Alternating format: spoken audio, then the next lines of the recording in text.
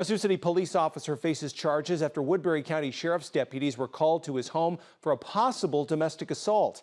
Officer Brad Ector faces 3 charges: obstruction of emergency communications, interference with official acts leading to bodily injury, and domestic abuse assault. According to court documents, these charges stem from an incident in Sergeant Bluff on Friday, September 29th. Court documents say on Friday night, a woman went to a residence in the 2100 block of Buchanan Avenue and told a man who was living there that she was scared and couldn't call the police because her husband, Ector, had her phone.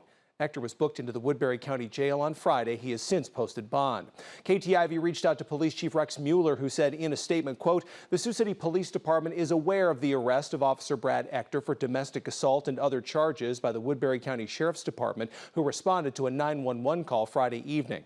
This alleged behavior is highly concerning and will be fully investigated. Sioux City Police Department policy directs a prompt internal investigation for any incident where an officer is accused of a criminal act. This internal affairs investigation is ongoing and independent of the criminal investigation conducted by the Woodbury County Sheriff's Office," end quote.